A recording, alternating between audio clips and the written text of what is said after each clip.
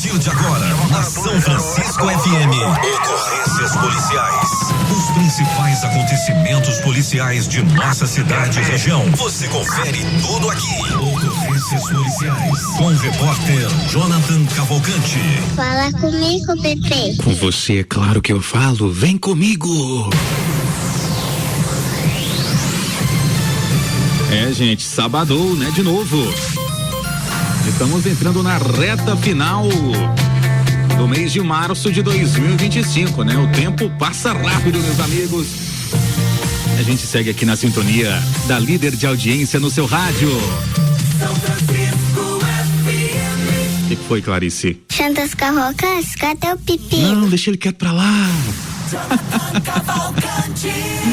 Eu tô contigo e não abro mão do carinho da sua audiência.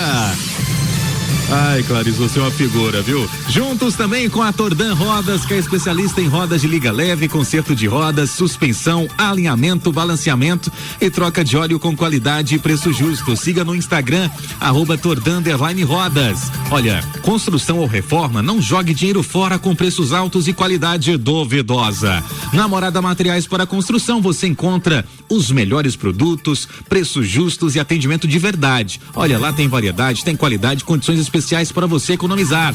Antes de fechar negócio, compare. Procure a Morada e faça seu dinheiro valer mais.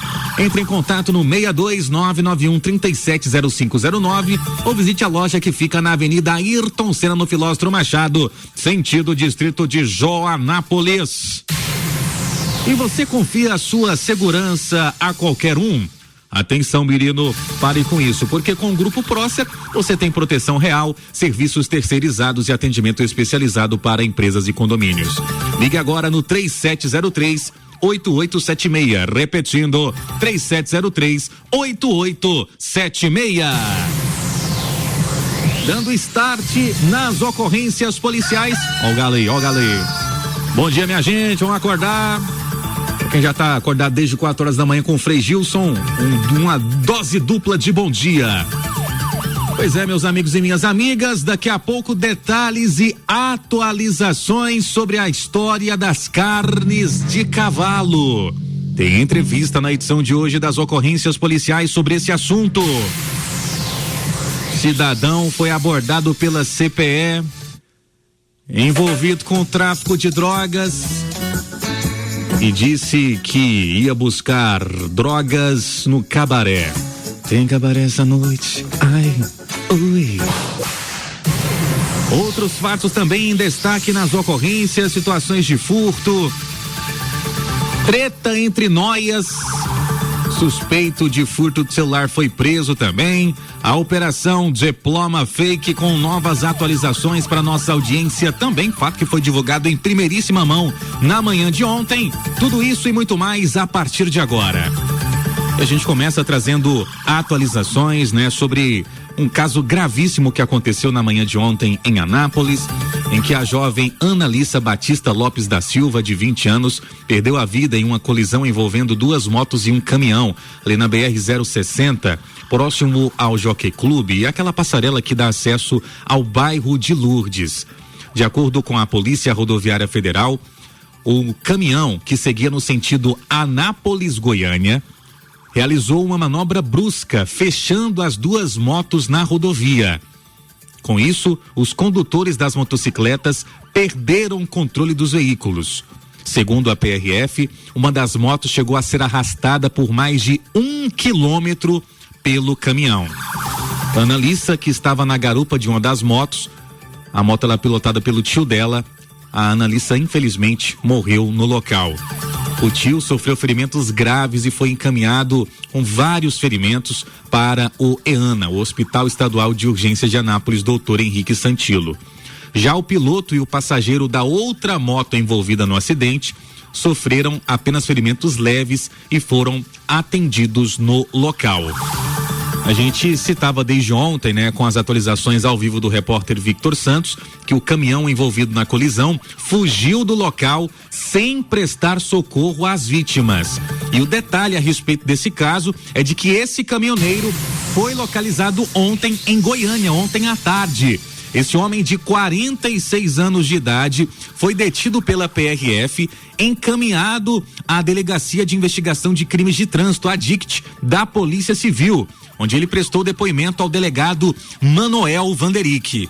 Em contato com a gente está o Luciano Clemente, ele que é o chefe da 2ª Delegacia da PRF. Ele comenta sobre esse caso e traz também um alerta em situações, seja caminhão, moto, carro, caminhonete, quando a pessoa é envolvida no acidente, não sei se ficou ferido ou não, foge do local do acidente, ela pode ser responsabilizada criminalmente quanto ao fato, mesmo que ela não tenha culpa direta no fato, no acidente, mas as pessoas não podem fugir. A gente observou que nessa semana foram 2 casos envolvendo caminhões. Um dos acidentes envolvendo um jovem de 22 anos lá na 414, o caminhoneiro também fugiu do local. Ontem, da mesma forma, só que no caso de ontem, o suspeito foi localizado. Luciano Clemente, chefe da 2ª Delegacia da PRF, bem-vindo aqui mais uma vez à Rádio São Francisco. Bom dia, meu amigo. Bom dia, Jonathan. Bom dia aos ouvintes da Rádio São Francisco.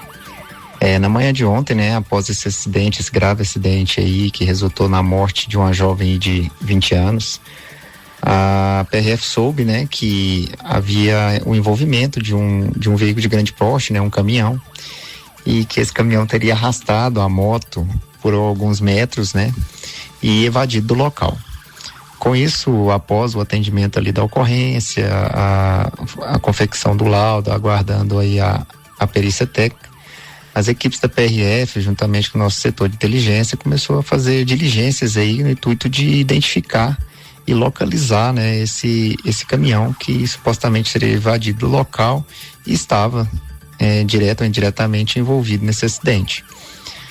Já na parte da tarde nós conseguimos localizar esse veículo em Goiânia, né, próximo a Guapó, ali já sentido a Guapó. Ele estava indo carregar uma carga, né, de telhas, e o condutor ele foi identificado e foi conduzido aqui para Anápolis, né, juntamente com o caminhão, que esse veículo ele será avaliado também pela perícia da Polícia Técnica, e ele foi apresentado, né, à Delegacia de Trânsito, na condução do Dr. Manoel Vanderick, o qual fez todos os procedimentos, né, de ouvi-lo e ele irá responder aí pela omissão de socorro, pela evasão do local de acidente, né, e também vai ser avaliado aí durante esse inquérito o envolvimento dele na morte da jovem. Obrigado ao Luciano Clemente, que reforça em nome da PRF essa questão. Fuga do local de acidente, repito mais uma vez, o condutor, a condutora, independente qual seja a dinâmica do acidente, podem ser responsabilizados criminalmente. Fugir sem prestar socorro. Isso a gente aprendeu, quem tem CNH aprendeu isso lá no cursinho da autoescola, mas muitos não colocam em prática. Esse motorista, ao conversar com a Polícia Civil nas últimas horas, ele indicou que, olha só, a versão dele inicialmente, que ele teria descido do veículo, do caminhão, ao ouvir um barulho de ferro arrastando. E aí ele viu que tinha uma moto lá, olhou, viu que não tinha ninguém, retirou a moto, né, que estava sendo arrastada pelo caminhão, e depois deixou a moto no acostamento e seguiu viagem. Não tem um mínimo de sensibilidade uma pessoa dessas, né? A moto ia aparecer do nada. O que seria o correto, né? Nossa, tem uma moto aqui, então para o caminhão, desce do caminhão, deixa o caminhão estacionado no local correto e retorna alguns quilômetros para trás para ver o que tinha acontecido. E se ele levar a moto até Goiânia? Isso seria até um furto quase, gente. Indireto, né? Não por dolo dele. Acidentes acontecem, gente. Essa semana em Anápolis a gente teve vários exemplos disso. A gente tem que ter atenção. Mas em alguns dos casos tem que ter responsabilidade. Eu não sou culpado disso, mas faça a sua parte, verifique, pense na vida do próximo. E se fosse alguém da sua família? Né? Muitos têm que se colocar no lugar do outro em situações semelhantes a essa. Nós desejamos os nossos sentimentos aqui a toda a família da Analissa, né? Que o tio dela possa se recuperar dos ferimentos, né? Que as investigações agora continuem, a gente vai saber, né? Se esse motorista será responsabilizado, né? Por um homicídio culposo, algo nesse sentido, nesse grave acidente. Foi o terceiro acidente com vítima fatal registrado esta semana aqui em Anápolis. 2 na BR-060 e um outro na BR-414. Tô falando que a gente tem audiência internacional. A gente recebe aqui a mensagem do Tiago Moraes dizendo o seguinte: Good morning, sou o Tiago aqui de Roscommon, na Irlanda. Ou é Roscommon, na Irlanda, todo dia ligado na São Francisco e principalmente aos sábados com as notícias da nossa querida Anápolis. Valeu, grande Tiago Moraes. Good morning pra galera aí da Irlanda, acompanhando, tem a trilha internacional aqui nas ocorrências da São Francisco. A você que nos acompanha fora do país pela internet, o nosso muito obrigado.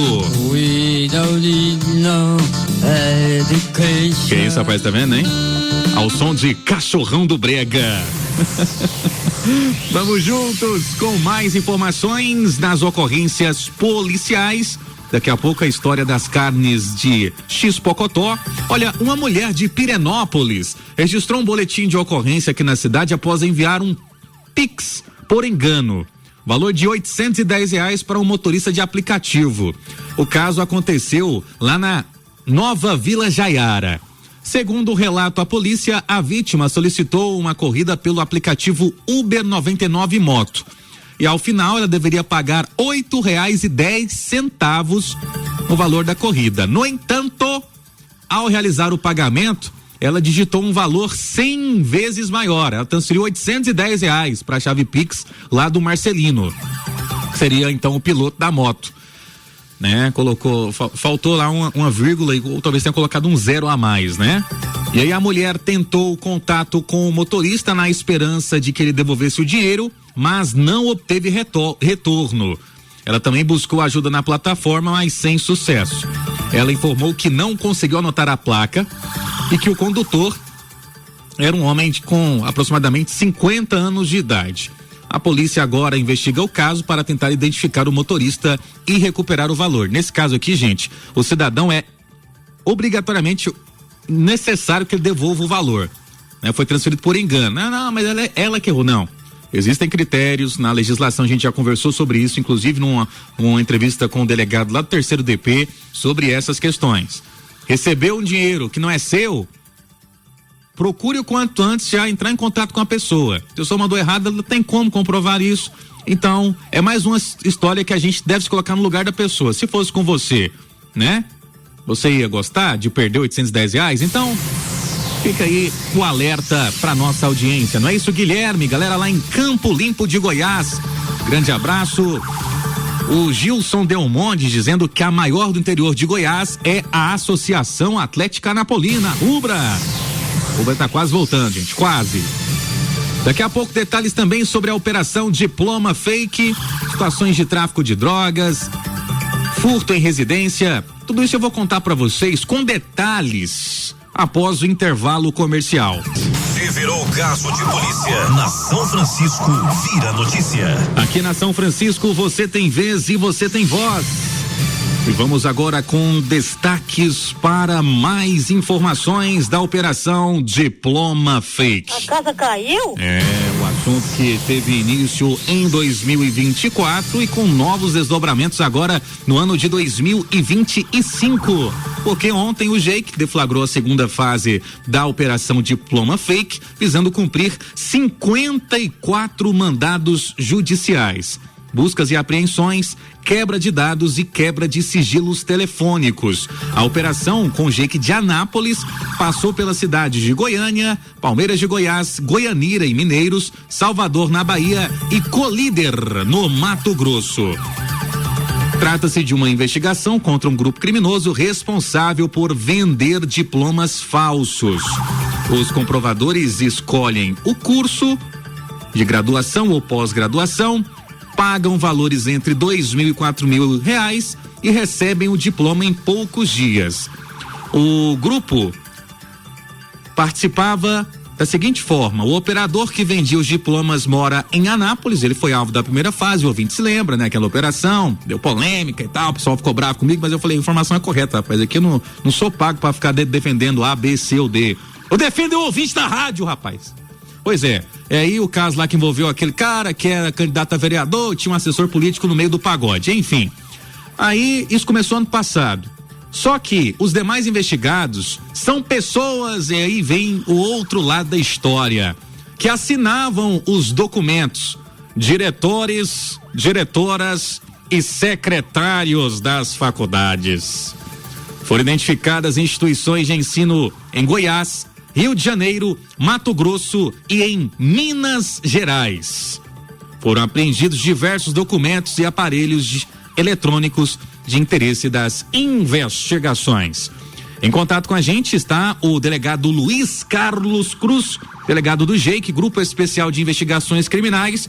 Vou trazer algumas atualizações na edição de hoje, mas na segunda-feira também eu tenho mais novidades já engatilhadas sobre essa operação. Doutor Luiz, bom dia. Bom dia, Jonathan, bom dia a toda a audiência da São Francisco. Exatamente, diploma fake, segunda fase. O objetivo agora, depois de descoberto inicialmente o grupo criminoso, né, que vendia, comercializava deliberadamente diplomas falsos, agora o nosso alvo foi o escalão superior. As autoridades acadêmicas, os diretores, as secretárias das faculdades que participavam na confecção desses diplomas falsos. Então hoje nós demos cumprimento a nove buscas e apreensões, mandados judiciais de quebra de sigilo, de interceptações, tanto dentro quanto fora do estado de Goiás. Foram ao todo 54 medidas judiciais em Goiás, Salvador, Bahia, Colíder no Mato Grosso. Em Goiás, quais cidades foram visitadas pela Polícia Civil? Nós tivemos hoje em Goiânia, em Morrinhos, Rio Verde, Mineiros e Palmeiras de Goiás.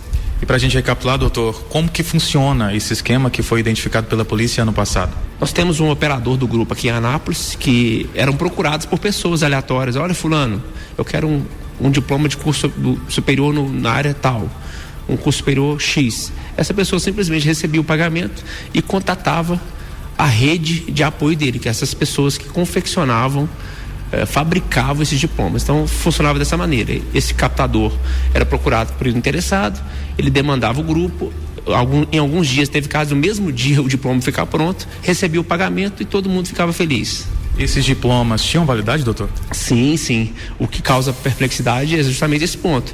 Quando a polícia foi verificar esses diplomas junto aos sites, né, de certificação, nós percebemos que eles existem. Ou seja, a engenharia dessa fraude passa por alimentar os bancos de dados oficiais com dados ideologicamente falsos. Dados que não existem, mas são inseridos nos bancos de dados oficiais justamente para o quê? Essas pessoas, ao usarem esses diplomas, usarem com tranquilidade, né? O concurso, o órgão público, a empresa que contratar esses profissionais iam consultar e verificavam que de fato aquela graduação existia, quando na verdade era tudo ideologicamente falso. Na fase embrionária dessa operação que foi dada início ano passado, doutor, o senhor imaginava que teria todo esse contexto de pessoas envolvidas num esquema desse? Não dá para imaginar a priori, né? Toda investigação é uma caixa de surpresa, né, Jonathan? Eu digo mais, não dá nem para imaginar se nós estamos no fim, né? Talvez com a análise agora dos novos elementos de informação pode ser que a gente chegue em fatos novos, em pessoas novas. O que foi apreendido no dia de hoje? Telefones celulares, computadores e uma vasta documentação correlata, históricos escolares, diplomas e por aí vai. Gente, muito diploma, muito documento apreendido. Agora entra o trabalho da equipe do GEIC, da Polícia Civil, de analisar documento por documento. E tem um rastro em Anápolis que eu vou falar para vocês, viu? Na segunda-feira eu vou trazer atualizações para o nosso ouvinte. Vamos aqui a conta-gotas, que tem muita água para passar debaixo da ponte a respeito dessa operação. Começou ano passado, tem sequência em 2025, e aí não é só a venda, né? Ou seja, os diplomas tinham validade. Por exemplo, a pessoa ao consultar talvez lá no MEC, né? No Ministério da Educação, conseguia lá checar que o nome do fulano de tal, que por exemplo, comprou um diploma em administração, ele era graduado em administração, mas pela compra do diploma, né? E não por ter feito o curso, ter feito lá a faculdade, pós-graduação. É uma coisa eu acho que eu posso até antecipar aqui para vocês. Vai ter gente que vai perder o emprego, vai perder o cargo quando a polícia, olha lá o fulano, chega aqui por gentileza, né? E esse diploma aí, o senhor fez faculdade? Tem foto lá do senhor com os alunos? O senhor participou da formatura? Aguardem, meus amigos, aguardem. Olha, informação do trânsito, atenção, tem óleo na pista, provocando queda de motociclistas. Nesta manhã de sábado, alô Wellington José, bom dia. Bom dia, Jonathan Cavalcante, tudo bem? Beleza? Jonathan, aqui na porta do supermercado Silva, no Parque Iracema, tem uma rotatória aqui que dá início à Avenida 24 de Agosto. Passou um veículo, eu não sei, eu sou um transeúnte aqui, e derramou um óleo na pista, na rotatória. Rapaz, já caiu uns 4 motoqueiros ali. A rua tá bem molhada com esse óleo e tá bem escorregadio. Acionei o corpo de bombeiros para que jogue uma serragem, alguma coisa, aguardando a providência aí, tá? Beleza. A todos aí que passaram nessa localidade aí, tome cuidado. Tá certo, obrigado ao Wellington José pelas informações, a você que passe pela região da Alexandrina, próximo ao supermercado Silva. Inclusive ali temos nas proximidades a torre de transmissão da 97.7 FM. Muita atenção aí, e a gente torce para que acidentes não ocorram e pedimos atenção redobrada dos condutores, principalmente dos motociclistas. Falando aqui também com a gente está a Leida, motora de ônibus da Urban. Oi, Leida. Bom dia, Jonathan. Tô ligadinho aqui na São Francisco. Coisa boa. Estou aqui trabalhando hoje no sabadão. Bom trabalho para você, Leida, para todos os motoristas, todos os colaboradores aí do transporte coletivo em Anápolis, abraçando ele. Com a sua carecation, tomando aquele delicioso café da manhã, grande sargento Cláudio Omar, tá lá sempre bem acompanhado da dona Marta, da dona Verusca e também da Gabi. Um abraço pra vocês. O que tem de café da manhã lá hoje, lá? Tem até tomate, rapaz, olha, leite, bolo, mel, que é isso, rapaz, um café da manhã besuntado com o sargento Cláudio Omar e família. Meu amigo Rony, um abraço pra você. Quem também tá com a gente é o Carlos César, tá lá na turma do pedal, dizendo que o pedal do sábado está molhado, mas tá lá firme e forte, sintonizado também na 97.7 com fone de ouvido. O Anderson Aleixo, ele comenta sobre a questão do Pix errado, aquela ocorrência que a gente trouxe agora há pouco. Fala, Anderson. Bom dia, John Cavalcante, eu sou motorista de aplicativo também. Teve uma vez que aconteceu um caso comigo aí, o senhor foi fazer o Pix pra mim, era R$29,90, ele fez de R$290,90. Caraca. Mas entrou em contato comigo, eu devolvi o dinheiro, certo? Só porque é onde eu falo, né? Por que não arredonda a viagem, 10 centavos, 30 arredonda pra 30, fica até mais fácil o Pix, ou até o troco, né? Pra evitar isso aí, né? Ajuda nós, os motoristas, né, de aplicativo. Valeu, Anderson, obrigado pela participação. E as plataformas também deveriam pensar nisso, né? As plataformas Uber 99 e etc. Obrigado, grande Anderson Aleixo, parceiro aqui da 97.7. Gente, ontem um caso triste, né? Marcou a manhã de sexta-feira, né? Mais uma morte. Uma criança de 1 ano foi encontrada sem vida em um apartamento no condomínio Royal Garden, em Anápolis. O serviço de atendimento móvel de urgência foi chamado, mas apenas constatou o óbito. Segundo relatos, a mãe da criança acordou, preparou o café da manhã e encontrou o filho, o pequeno Miguel. Ele estava roxo e sem sinais vitais. O pai, ao perceber a situação, pediu ajuda à vizinha, que acionou o síndico do prédio. Um bombeiro que reside no condomínio tentou reanimar o menino com ventilação mecânica e uso de um desfibrilador, mas sem sucesso. O SAMU chegou em seguida e confirmou a morte. O pai relatou à polícia que 2 dias antes a criança brincou na piscina do condomínio e no dia seguinte apresentou tosse seca, mas sem febre ou secreção. Na noite anterior ao ocorrido, a mãe administrou um paracetamol e um polivitamínico ao filho, ao pequeno Miguel, de 1 aninho. E aí, quando acordaram no dia seguinte, a mãe se levantou, foi preparar o café e, ao retornar ali, viu que o filho já estava sem os sinais vitais. A Polícia Civil foi acionada e solicitou perícia no local, e o exame cadavérico vai determinar as causas da morte dessa criança. Aos familiares e aos amigos, os nossos sentimentos. Gente, a Polícia Militar prendeu ontem um homem de 36 anos, suspeito de furtar um celular em um estabelecimento comercial lá na Vila Formosa. O aparelho pertencia a uma senhora de 66 anos. De acordo com a PM, a prisão ocorreu após uma denúncia anônima que indicou o endereço onde o suspeito estaria, lá no Jardim América. No local, os policiais foram recebidos pelo Domingos. Domingos Monteiro, tá. Que permitiu a entrada da equipe. É bom explicar, né, certinho? Não. Porque durante a abordagem, imagens de rastreamento indicaram que o celular furtado estava na posse de um suspeito de nome Pedro. O suspeito foi conduzido à central de flagrantes, onde a autoridade policial determinou a lavratura do APF, que é o auto de prisão em flagrante. Lá o suspeito, que teria furtado o celular, passou por exames no IML antes de retornar à delegacia. Nós tivemos também treta entre noias na cidade de Anápolis. Solta a trilha aí, produção, me dá aí bases. Ocorrência, sabe onde que aconteceu? Vila Santa Maria de Nazaré. Lá onde está virando quase um The Walking Dead. Vários noiados se agredindo no local. A pessoa ligou para a polícia ontem por volta de 2h53 da tarde.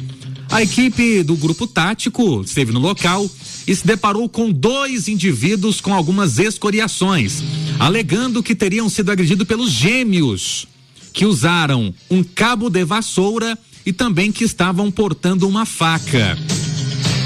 De pronto, o corpo de bombeiros foi acionado, prestou socorro a ambas as vítimas. Apenas um deles, o Gustavo, foi levado ao EANA para ser avaliado, enquanto o outro, Edmundo, não foi que jogou no Vasco, dispensou atendimento médico e foi liberado no local. Testemunhas envolvidas relataram toda a ação e que os supostos gêmeos, devem ser conhecidos assim, né?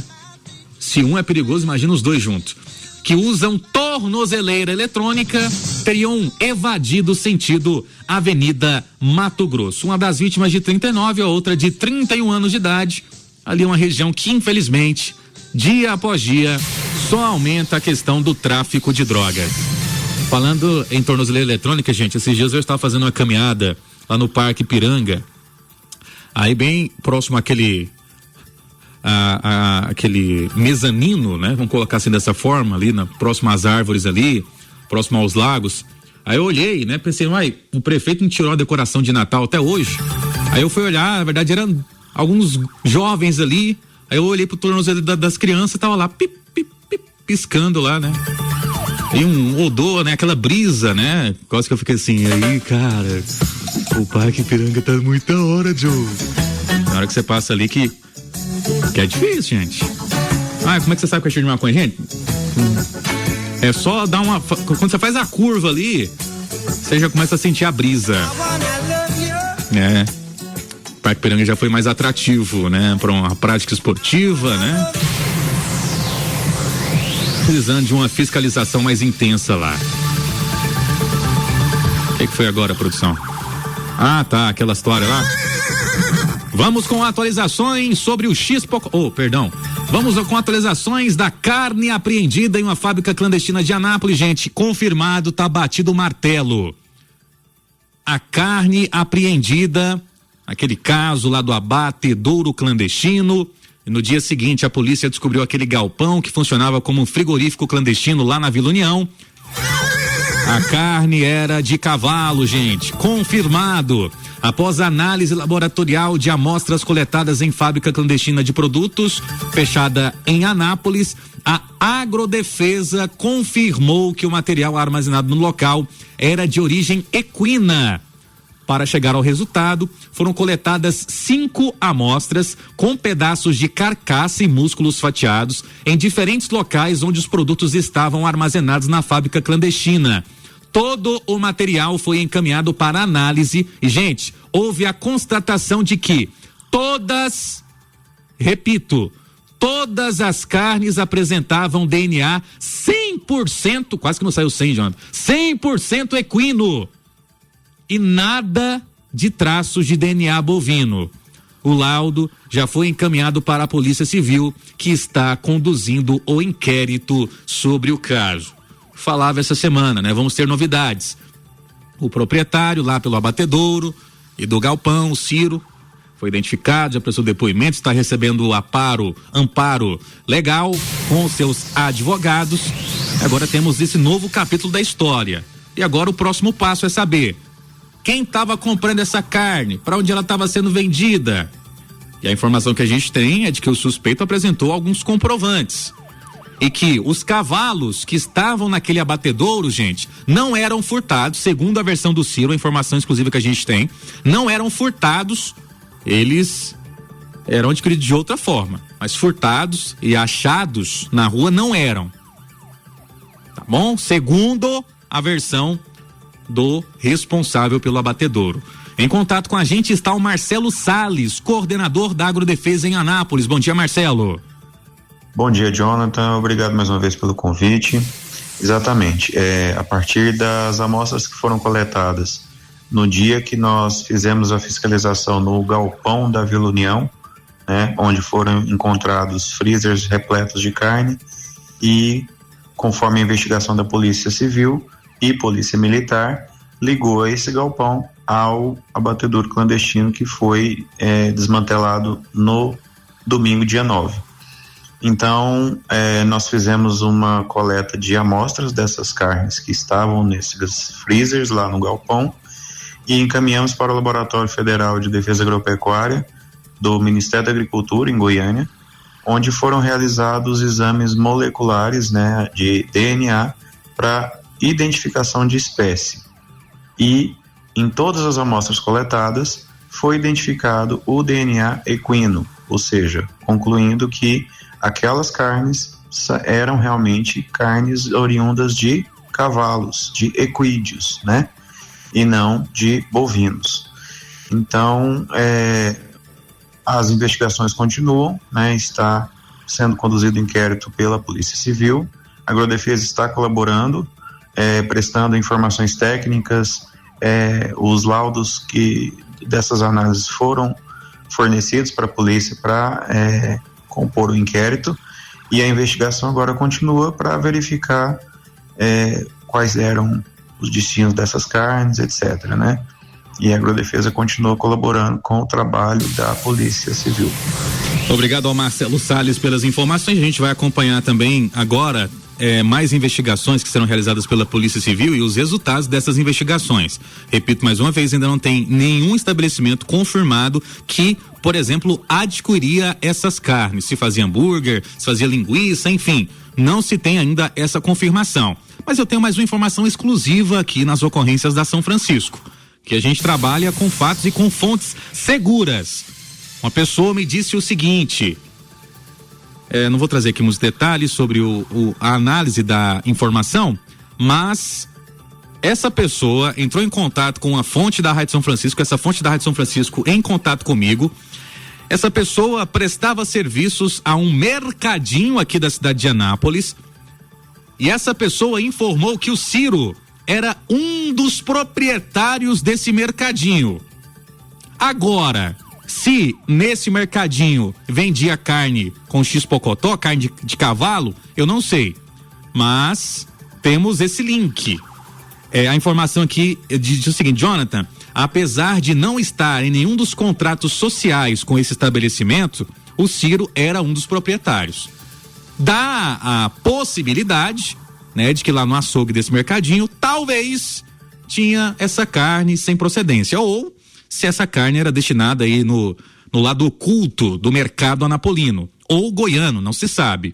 Vamos aguardar para ver, assim que tiver uma confirmação, pode ter certeza que isso vai ser divulgado aqui nas ocorrências, combinado? Vamos pra reta final aqui, porque senão daqui a pouco vai dar 8 horas da manhã, o Newton não vai falar mais nada, que é isso aí? A gente tem mais assuntos para tratar com a nossa audiência. A gente teve furto em residência lá no setor Adriana Parque. A pessoa disse que chegou do serviço, encontrou a casa furtada, deu falta da quantia de R$350 em dinheiro e outros itens também.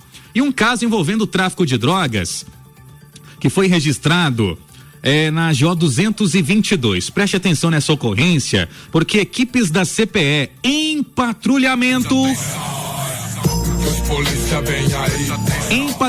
pela Avenida Pedro Ludovico avistou 2 indivíduos em uma motocicleta de cor preta.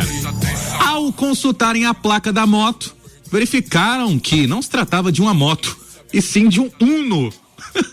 Isso mesmo, a placa da moto, checou lá, a placa lá, DIK 7B57, não, mas é um Fiat Uno, o que tá acontecendo? Uma nova versão do Uno?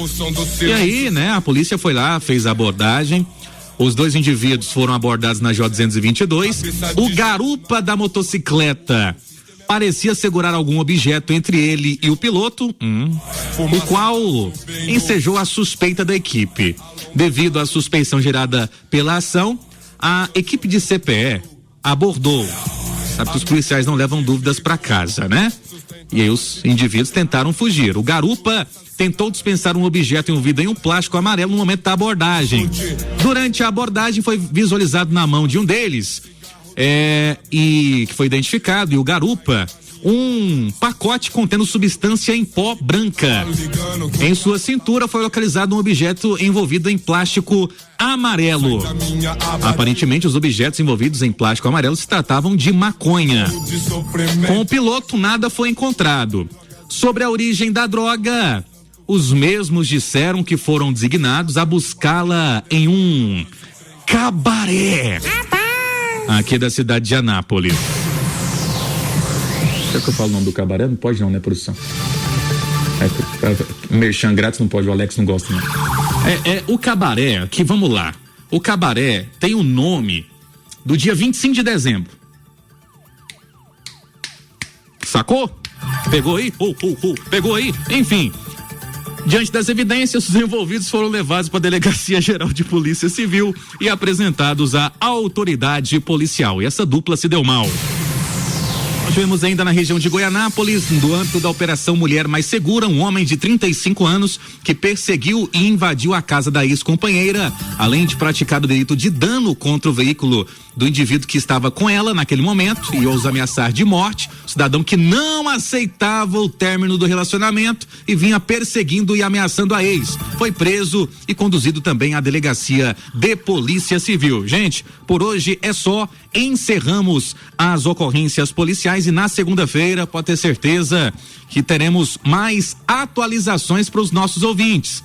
Esses e outros assuntos e atualizações com os destaques e o jeito que o ouvinte gosta na segunda-feira, no horário de sempre, aqui no Plantão Policial da São Francisco. Combinado? Na São Francisco FM, ocorrências policiais. Os principais acontecimentos policiais de nossa cidade e região. Você confere tudo aqui. Ocorrências policiais. Oferecimento. Nossa, que obra top, hein? Onde você comprou os materiais? Foi lá na Morada. Lá tem tudo, com qualidade e atendimento exclusivo. Morada Materiais para Construção. Aqui você encontra tudo para a sua obra, do básico ao acabamento, com as melhores marcas e o melhor atendimento da região. Visite-nos na Avenida Ayrton Senna, no bairro Filóstro Machado, sentido distrito de Joanápolis. Mande um WhatsApp ou ligue 62991370509 e garanta qualidade para sua construção. Morada Materiais para Construção, do básico ao acabamento, sua obra do começo ao fim. Segurança, eficiência e confiança. O Grupo Prócer oferece vigilância especializada, serviços terceirizados e atendimento para condomínios, empresas e residências. Equipe altamente treinada, tecnologia de ponta e soluções personalizadas para a sua necessidade. Autorizado pela Polícia Federal. Referência em qualidade. A Prócer trouxe mais segurança para o nosso condomínio. O serviço terceirizado deu mais eficiência na minha empresa. Não arrisque com qualquer um. Escolha quem tem experiência e credibilidade. Ligue agora, 62-3703-8876. Rodas amassadas, carro desalinhado ou vibrando? A Tordan Rodas resolve. Conserto de rodas, suspensão, alinhamento, balanceamento e troca de óleo com qualidade e preço justo. Serviço rápido, seguro e com acabamento impecável. Vem pra Tordan Rodas, em Anápolis. WhatsApp 629-9282-5477. Tordan Rodas, conserta, alinha e faz brilhar pra você rodar sem parar.